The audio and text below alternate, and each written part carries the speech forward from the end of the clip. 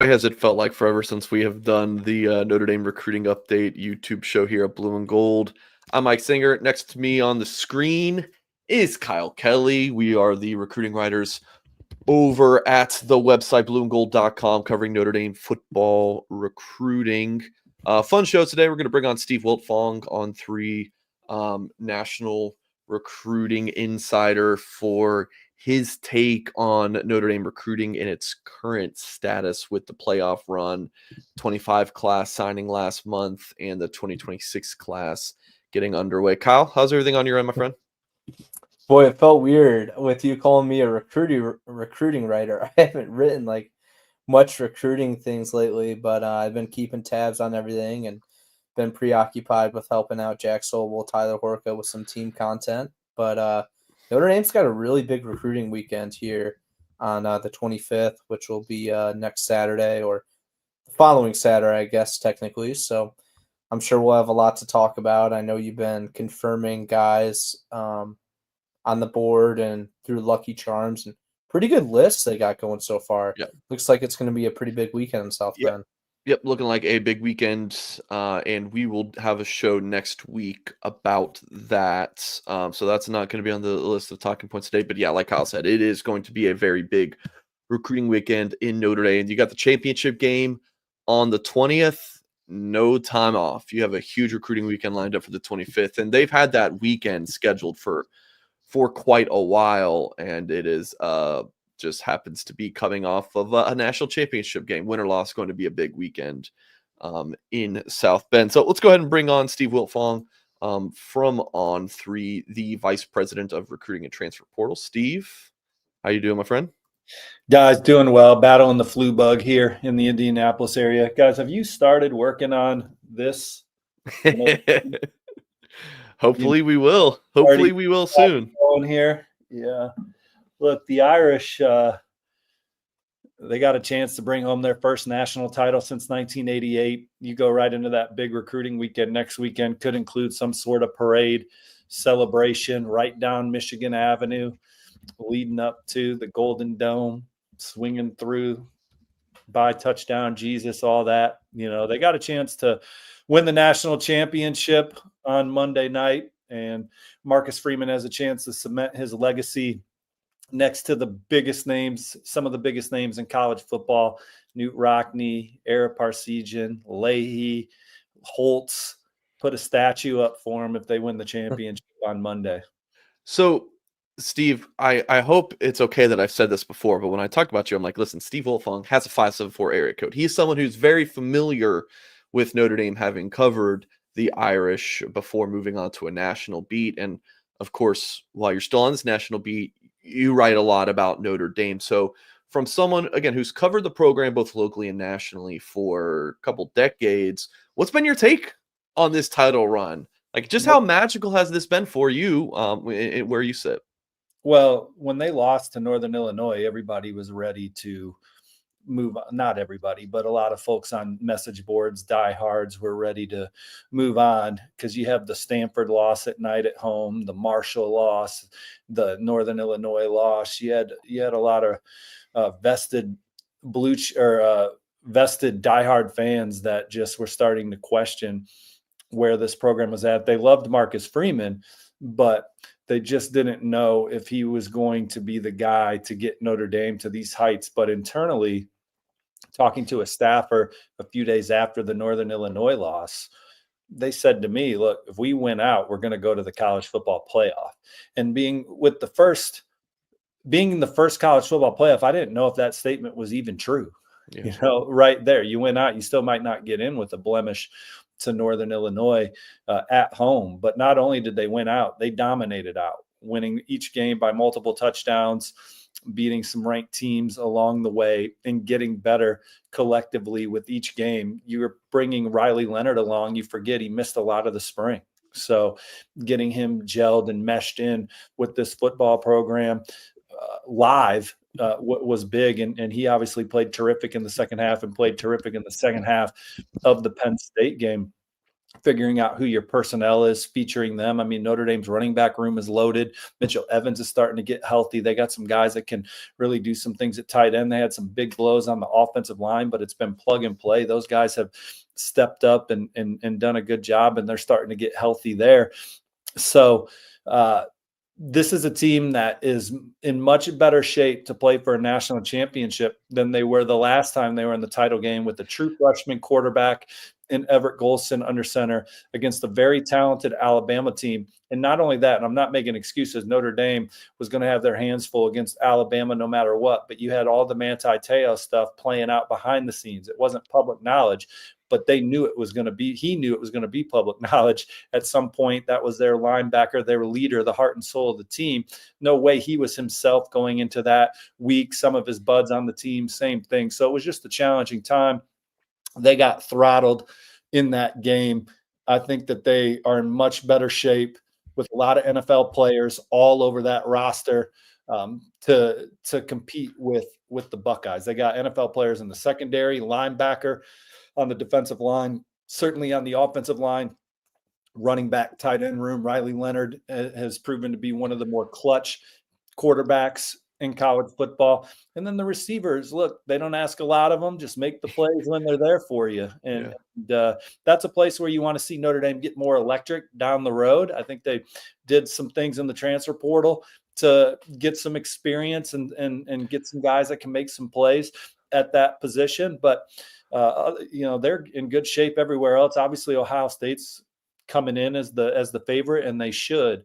But as Lou Holtz said yesterday, Notre Dame plays the perfect game, plays it at their pace.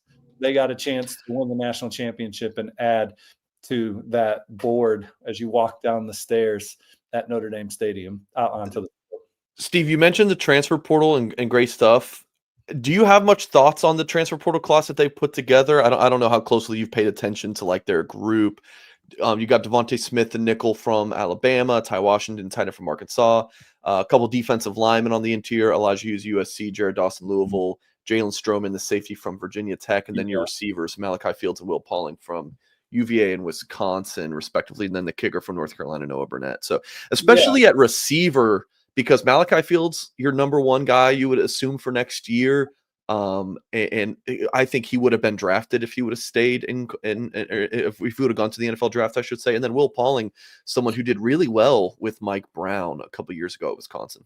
Yeah, Malachi Fields is the most pivotal pickup, in my opinion, in this transfer portal class for Notre Dame. I think they went out and landed some guys in the secondary that will allow them to continue to play the style of defense they want to under Coach Al Golden. Coach Al Golden has been the best assistant coach in college football this year, in my opinion. The defense has been prepared week in and week out. They play hard. They're very physical.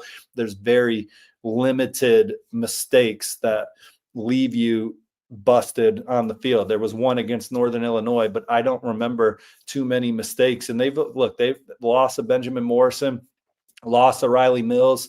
I mean, those are huge losses. Benjamin Morrison, you would love to have him more than anything in a game against Ohio State with those Ferraris that the Buckeyes are going to have out on the perimeter.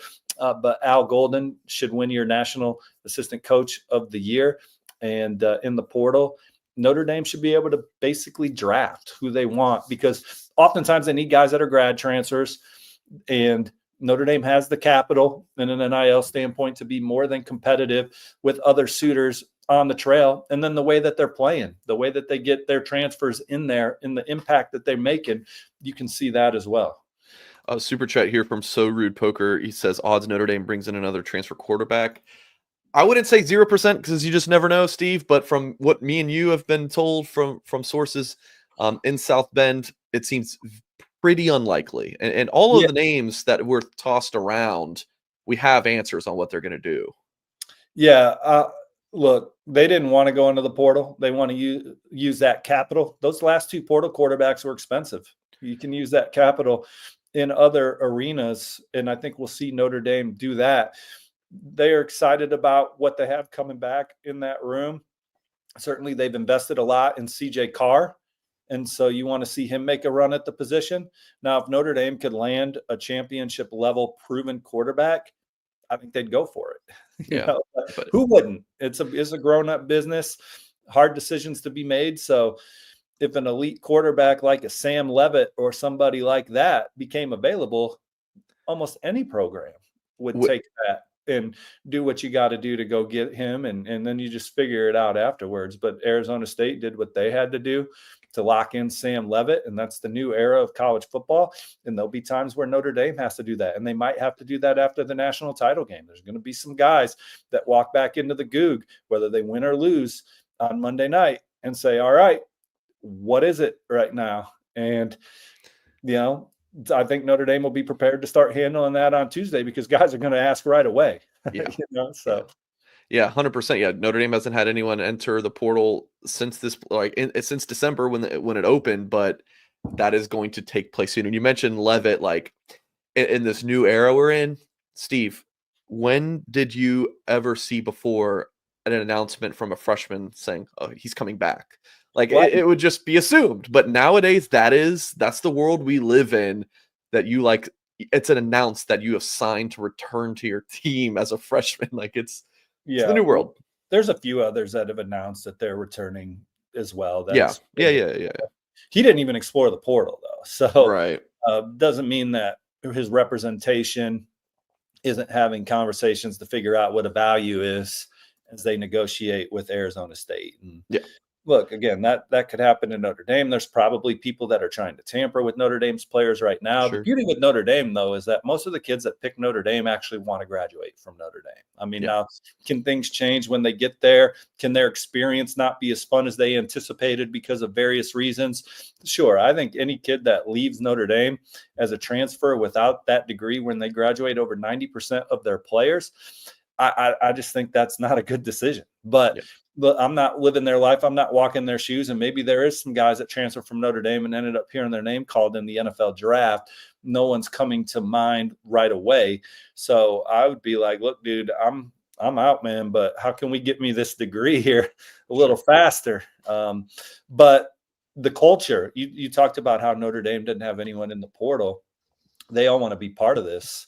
They've put in a lot of time. They've done their role, whether that's being on the 2 deep or being an impact player on the scout team and getting these starters ready to play. Or maybe your role was heavier during the season and it's a little lighter now. But, there's a brotherhood in that locker room, a culture. They love being around Coach Freeman and this coaching staff. And that spirit has resonated on the field. No moments have been too big. They've gotten down in a playoff game and rallied to get a big win against Penn State in the Orange Bowl. So it's going to be an exciting game on Monday night when they take on Ohio State. They're battle tested and ready to roll. Well, one more thing for me, and I'll throw it over to Kyle. You wrote this article a week ago today, and then had a follow-up article. You got so much response. Elite recruits see themselves at Notre Dame as Irish advance to the national championship. So I would just like to hear, like, for folks who didn't see this article, and you talk to so many players about what they're saying about the Irish, like we'll ask you about the long-term effects of this, but the short-term, like that, how the 2026 recruits are viewing Notre Dame right now, like how much has this run impacted? Because everyone is watching these games, everyone. Well, we'll see. Marcus Freeman has always made an impression on Notre Dame's top targets, and so have the recruiting staff on field and then off field, all the way to Chad Bowden and his team. But Marcus Freeman now is becoming a household name. He was not a household name even 3 weeks ago. I mean, a lot of people knew who he was, but didn't know much about him. And I guarantee there were a lot of recruits that didn't know the name of Notre Dame's coach. Now, again, you talk to him, he's real. But even if you look at the attitude of some of these national college football reporters that have their relationships with other coaches that they've been around longer, because those teams are competing for the championships and there's just more familiarity, they would say nice things about Marcus Freeman in their minimal interactions. But now they're just really starting to gush about him because he is around every week now with sound bites from the game, impressing at press conferences, hearing the way the players talk about him. That is now at the center of college football. And so the magnitude of hearing from Marcus Freeman moving forward is going to be even more of a needle mover. I mean, he's got a chance to become the face of college football. Obviously, a good-looking guy. You've seen those shirts. Our coach is better looking than yours. a guy that can relate to everybody, a former player.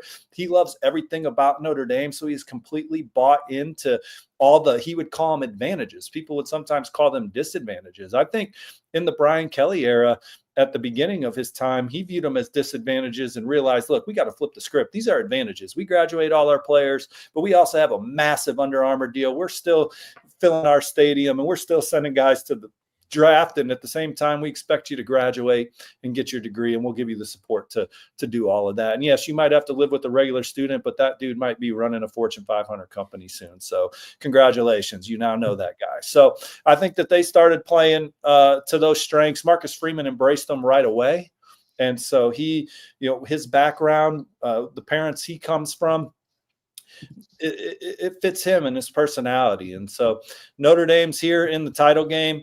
Marcus Freeman's now a household name. All these recruits are going to know him. They're going to watch the game on Monday night. He's going to get a lot of airtime, and it's only going to help Notre Dame on the trail. To what magnitude, we don't know yet. But Notre Dame, I don't expect them to change their philosophy much. They recruit the best guys that they think are best for them, and they pour money into the big positions to get the guys in the fold that they need to at those key positions. And so you're in the title game right now. You don't have to change the recipe too much. Notre Dame needs more explosive wide receivers. That's the first thing I would critique. Under Brian Kelly, I would have critiqued that their quarterback room was below average compared to the other competitors, but everywhere else they were legit. Now that was a huge error. So when you're talking about, hey, I need to go somewhere where I have the resources to win a national title, dude, just get better quarterbacks, man. I mean, he is the all-time winningest coach at Notre Dame. They've had great coaches. He took them to 2 playoffs, took them to a national title game, made Notre Dame very relevant. So he was a really good coach at Notre Dame. Certainly one of the best in college football at Notre Dame, just wasn't able to clear that hurdle. And it's because their quarterbacks were not good enough. Their offensive coordinators were not good enough. And one of them created a culture in that locker room that got him canned before the bowl game, which is hard to do. And so those were reasons why you didn't win a national championship. Now, maybe there were some promises made and things didn't happen fast enough for you off the field with your facilities and stuff. That's business, man. I mean, hell, promises are made in all levels of life and things don't happen. But I'm a big look in the mirror guy. Where could we have been better? Quarterback, offensive coordinator. And you see the Notre Dame media, they've always propped up these OCs. And it's like, dude, when they play against good defenses, they're getting 2-3 touchdowns, if they're lucky. So, look, man, Notre Dame's got the right coordinators in there right now. They got the right position coaches. How about Coach Mickens? He's as good a position coach as there is in the country, right? That DB room, whoever's on the field, they're just ready to go. Christian Gray, sometimes he gets beat, but he's got the mentality to come right back out there and be ready to play the next down. He's going to be a good player down the road. He is getting tested now. Ohio State's going to go at him. He might lose some reps, but he might get a key interception again or a key PBU or a big tackle out on the perimeter to keep offense off script. So I just think that this Notre Dame team, they have a veteran quarterback. They're ready to go. I wish, if you're Notre Dame, that they had more dynamic wide receivers, but they have a group that just, when the ball comes your way, make it happen. And everywhere else they can match up. I'm ready to run through a wall. I don't know about you, Kyle, but I'm kind of juiced up right now, man. Kyle, what do you want to talk to Steve about? Steve, did you say you were battling the flu right now? I mean, it's in my house. I don't feel great, Oh my God. You don't seem it. Yeah. Wow. Yeah, you're battling the flu, but I'm unkempt here. You've been obviously in tune with Notre Dame for a while, and you would have covered their 2012 season national championship run. And looking back at the recruiting classes that kind of came out from that time, at least in On3's rankings, in the 2013 recruiting class, which would be the high school class that would have signed during the 2012 season, that was one of Brian Kelly's probably their best recruiting class during his tenure, finished 4th in the nation. But a lot of those kids most of the kids were already committed by the time, Notre Dame made it to the national championship. So then I looked at, the 2014 class, which would right now, essentially be the 26 class with those high school juniors. if you're following me a little bit, that class finished 11th in the nation, and all those kids would have been pretty in tune with Notre Dame's national championship run. So, just curious, in your experience when you're covering some of these teams that are in championship games and winning championships, like what does the recruiting output look like? Does the national championship, help a team actually succeed on the recruiting trail and build up those future classes? Well, obviously, if you're playing for a championship, it adds some inches to you on the recruiting trail that might help out in the end. You never know what's going to ultimately make the decision for you. But I view recruiting rankings, and look, I'm immersed in them, as previews to how good your team could be. And then you stack it up against your schedules. And I do believe that most times, if you have the more talented team based on star rating, you are going to come out ahead most times on the field. But Notre Dame, they get the most out of their guys. I mean, these guys get drafted extremely high that were not ranked 5 stars. I mean, Joe Alt should have been a 5-star. I mean, Blake Fisher, top 60, should have been a top 60 player. Those are guys right away. McGlinchey,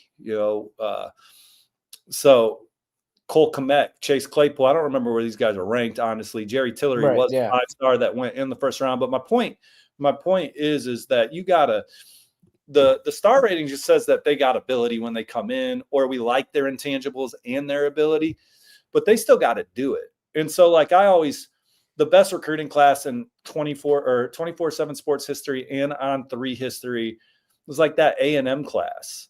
And before that was like the 2010 Florida class. And I hate when people ask me about it, because the best class was probably the one that helped Ohio State win the 2014 national championship. When you look at all the first rounders that came out of it in the end, and the champions, that's how you measure what's the best recruiting class of all time, in my opinion. Where did these boys get drafted, and what did they win? And that Ohio State class, you go back and look at that Ohio State. I'm going to pull it up. I know for a fact it had Ezekiel Elliott in it right off the bat. So I'm just going to go to him. I mean, he was a first rounder. You had one of the Bosas in that class, right? It was just a phenomenal haul of Ohio State players. Ezekiel Elliott should have been a 5-star, right? Von Bell, Eli Apple, Joey Bosa, Ezekiel Elliott, Jarian Conley is in that class. Deron Lee was a first rounder that was ranked as a 3-star recruit. And there was other guys, but that's how you judge a class. And talking about that 2013 class that Kyle mentioned, you had Jalen Smith, Isaac Rochelle, McGlinchey in that class, Durham Smythe, Will Fuller, but otherwise, that's when that class would have been what, seniors? That was the 2016 year. Will Fuller was a Mike Denbrock special. Mike Denbrock, one of the best recruiters at Notre Dame over the last 20 years. Some of his territories, some of his recruiting wins, some of the guys that he went out and landed. They beat Penn State for Will Fuller, but he was not heavily recruited, and obviously was one of the most electric players in America when he was at Notre Dame. And he hasn't been able to stay as healthy as he wanted to in the pros, but when he was on the field, he changed the way you had to play against him.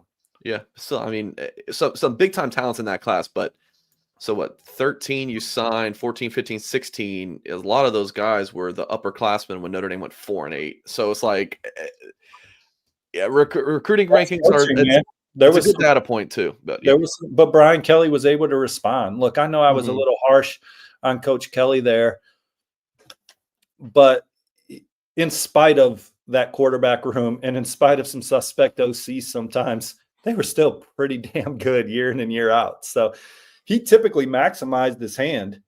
He just could have got some better face cards, in my opinion, at times to help him win an extra game at the end, which is hard to do. When you're shooting 85 on the golf course, it's easy to go to 75. I shouldn't say easy.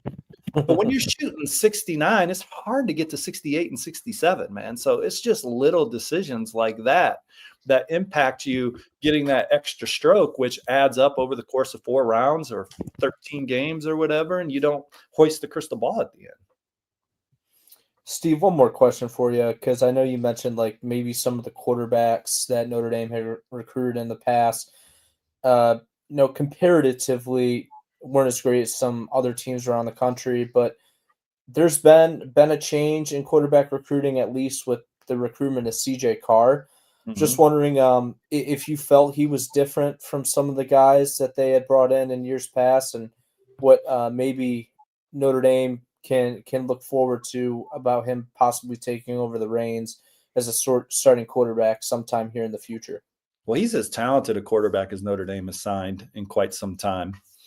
But he's got to go out there and understand what they're trying to do schematically, get in the right protection, know where his dangers are pre-snap, and get the ball to the right place, and then have playmakers around him as well. So, and sometimes a guy that's not ranked as high is really good at that. And so these guys Ian Book was really good college player, man. I mean, that was a good get that Mike Sanford flipped at the end of the cycle, and he was able to help Notre Dame get to the college football playoff. And, he did the best he could and made plays and even got drafted. But Notre Dame, CJ Carr, if it comes together, he should be able to kill you at all levels of the field and all parts of the field on the perimeter, and really allow your playbook to be run the way you want it ran. But he's still got to go out there and do it and be battle tested. And again, I think they're excited about him and his potential, but until he goes out there under center and gets in the right protection and the right play call and makes the right decision consistently, we'll see. I feel that way about every quarterback. So it's not just CJ Carr. I would say that about any high ranking guy that's going to take the reins under center. Well, Steve, appreciate you for joining the show and speaking some knowledge on Notre Dame football and recruiting. Like I said, man, for you having, battling the flu, to bring that juice, man, I was ready to run through a wall. I almost got up. Well, only the best for Blue and Gold Illustrated. It's been around my entire life. I can't even really believe that I'm on the Blue and Gold Illustrated line. I grew up in South Bend. My first job was at the South Bend Tribune, just answering the phone in the sports department. I never knew how my career was going to go, but certainly for both these programs where I grew up, they were on TV a lot. I've been over to Ohio State a bunch over my career. My brother lives in the Columbus area. You see the quality of players. I mean, those are good men in that locker room over there at Ohio State. And so they're not just very talented, but they have all the intangibles over there as Buckeyes. And so this is going to be a very exciting national title game, but it's fun to see Notre Dame in there. And we'll see what happens on Monday night in Atlanta. And Notre Dame, again, is in much better position to play well than they were against Alabama the last time they were in this ball game. Have you given a prediction, or do you care to give one? I'm not going to do any more predictions. I'm a recruiting writer and a transfer portal guy, so people aren't interested in my predictions. Fair enough. All right. Thank you, Steve. Thanks for popping on, man. We'll see you guys. All right. That's Steve Wiltfong, Vice President of what is this title again, Kyle? Vice President of Recruiting and Transfer Portal. There you go. And you know who the president is? Me. I'm just kidding. But that's Steve Wiltfong. He's incredible. That I really didn't expect to have Steve on and it was ready to run through a wall. Like, I asked him about 2026 recruiting and we dive into Christian Gray. Kyle, do you want to join us today, or are you writing an article right now? No, I'm getting back to Jack Sobel, who lost some of his clothes in the hotel room last time we stayed together. and guess who has some of his clothes, but not all of them. So you can thank Jack Sobel for my quick message back to him. Right. There's always something with your microphone. It picks up when you clickety clack. I'm just giving you a hard time, buddy. That's a Jack Sobel move for sure. Did you have any thoughts on some of the things that Steve talked about? I think he hit the nail on the head on pretty much every point. Anything that stuck out to you, Kyle? Well, the reason I asked him about CJ Carr, because I thought his comments about Notre Dame quarterback recruiting was pretty interesting, because it seems like Notre Dame has recruited the quarterback position. We should ask Tom Lemming about this, another recruiting expert. Be around there for 45 minutes. Yeah, I mean, I wouldn't say average, but maybe slightly above average. Basically, Notre Dame should be recruiting the quarterback, should have recruited the quarterback position much better than they did. And even, you look at Marcus Freeman's first class, the way that panned out with Kenny Minchie, that wasn't handled particularly well, but they bounced back the following year with CJ Carr, and that was a big get, and they I mean, responded. yeah, like CJ committed before Kenny did. Yeah, they were. I mean, By like remember 5 we were months. talking about CJ Carr reclassifying Oh to gosh, 24 or that was 23? I mean, pretty overblown. But yeah, there was a discussion about it for sure. yeah, I don't even think a lot of people know that CJ technically age-wise is a true sophomore. Like he's ahead of his grade. He um was held back a year to do a church mission or something of the sort. CJ's a really special person, man. Him and his family are great They're people. awesome. So but yeah, I found his comments at the quarterback position pretty interesting. It's impressive to like because Steve Wiltfong, he's a guy that he literally covers the entire country, not only recruiting, but his role is expanded to transfer portal now. So there's hardly a recruit or a team or something all across the country that he doesn't know about, and for him to have such an intimate knowledge of Notre Dame is it's pretty impressive because especially for a young guy like me, man, I'm still learning about the history of Notre Dame's classes. And um, one more thought that I thought what he said about Marcus Freeman was pretty interesting. How he kind of has a chance to cement himself as one of the. He didn't use the phrase icon, but that's that similar He said status. Just the face yeah, of college football. Like Nick I mean it's Saban's gone. possible. Like It's possible, man. He's a likable guy. I mentioned this on the Loose Emoji message board earlier this week, but when I tell people that aren't Notre Dame fans that I cover Notre Dame, and this is even an assistant coach from a Big Ten program told me this once, is I always get the response that we love your head coach, we love Marcus Freeman, and I was hearing this even before this season. So I think there's a lot to be excited about with Notre Dame football. That's why I'm really excited and interested to see how it plays out in the recruiting trail. That's why I asked Steve Wiltfong that question is, of how much championships and playing championship games matter, because I have a feeling that we could be in for a special 2026 recruiting class at Notre Dame. yeah, so Steve's comment on that, I think what I took away from that, your question on it was the Marcus Freeman piece. Or he may have said that in a different question. I don't know. But my takeaway was for all of this, it is a showcase of Marcus Freeman to all the recruits. And he said something like the recruits don't like a lot of the recruits don't know about him. Maybe like I mean, they know Marcus Freeman, right? He's recruiting them, but like it's now to a different level nationally.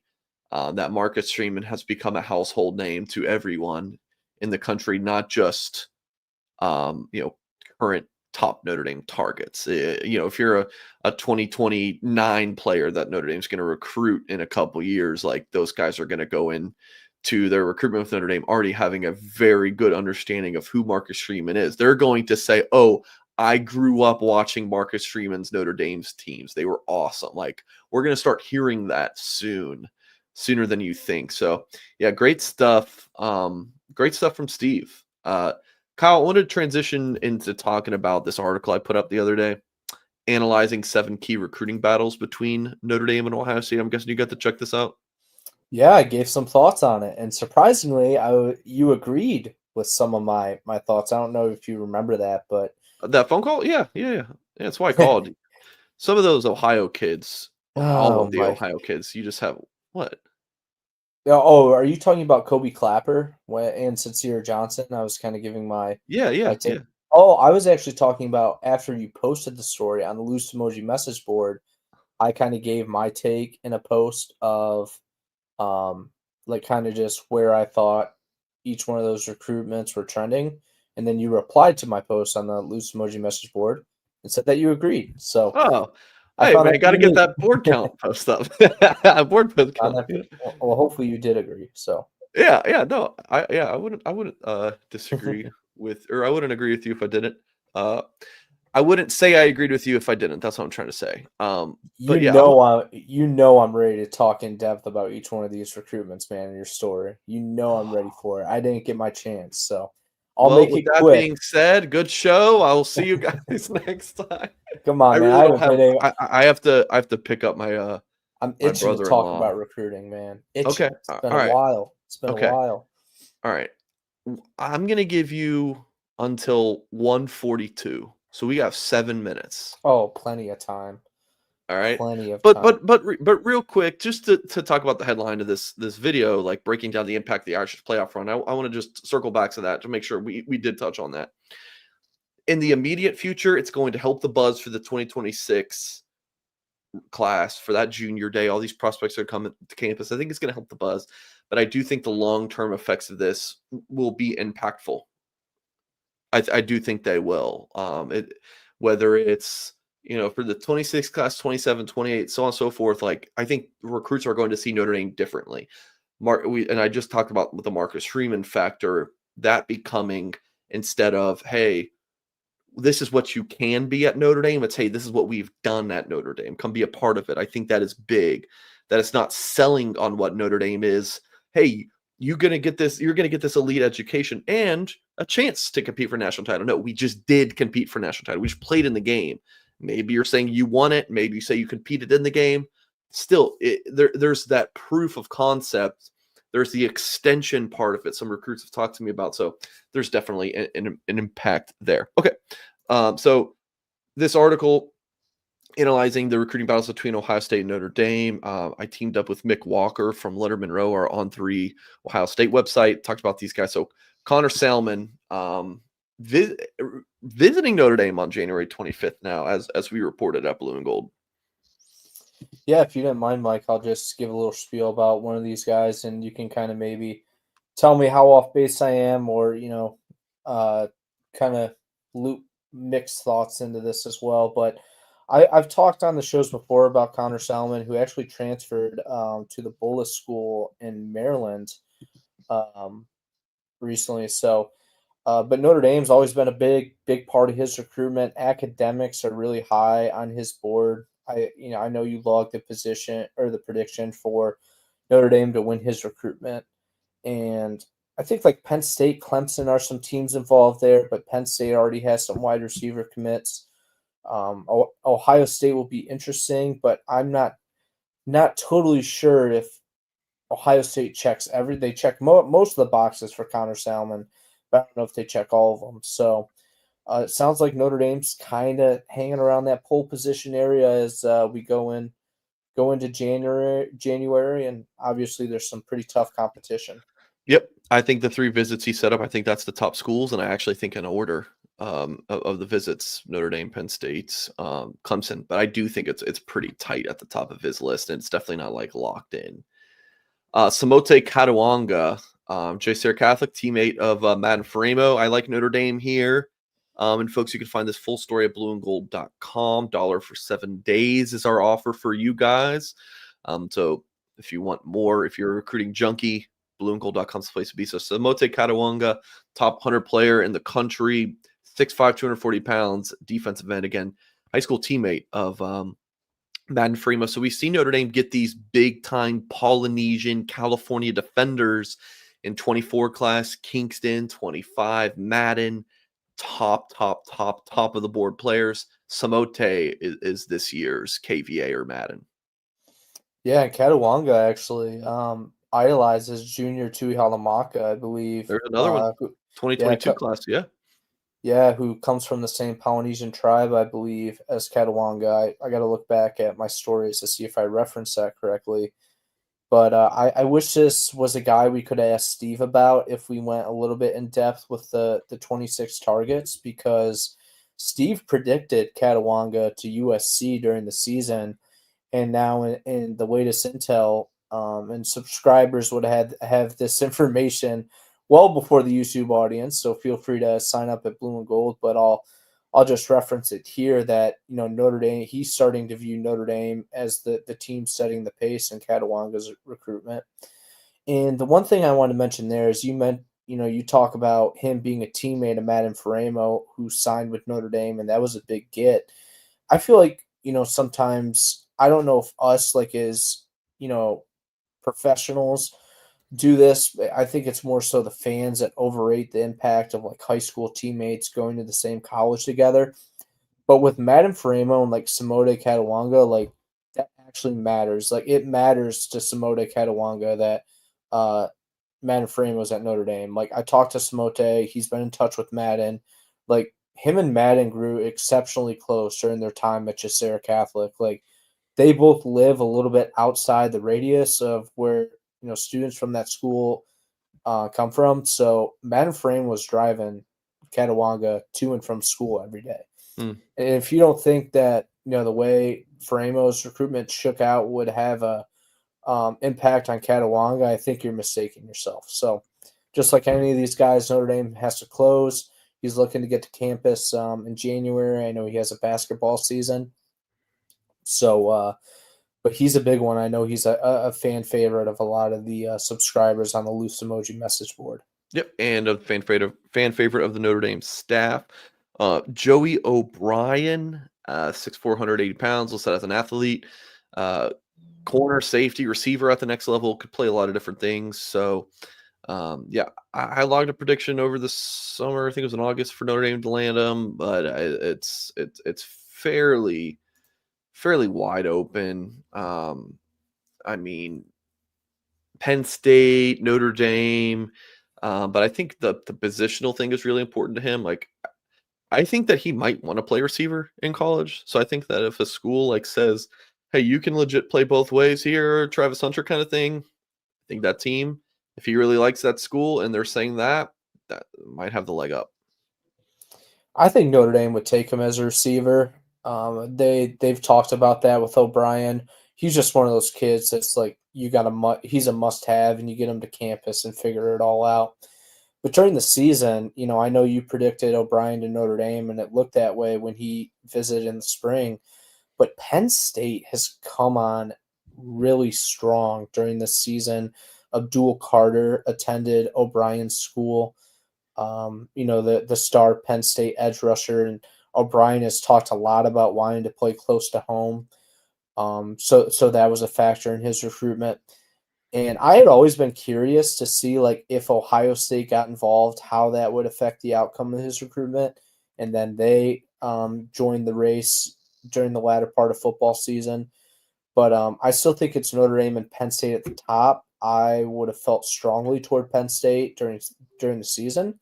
But then once again, Wiltfong did some reporting on O'Brien recently and said that, Notre Dame's outcome in that Penn State Notre Dame game in the Orange Bowl might rub off a little bit on O'Brien's recruitment. So that's going to be one where I think it's going to be very there's going to be a lot of up and downs, whatever the word is for that, throughout the next few months. And yeah, whoever wins out that battle is going to be really getting a star player.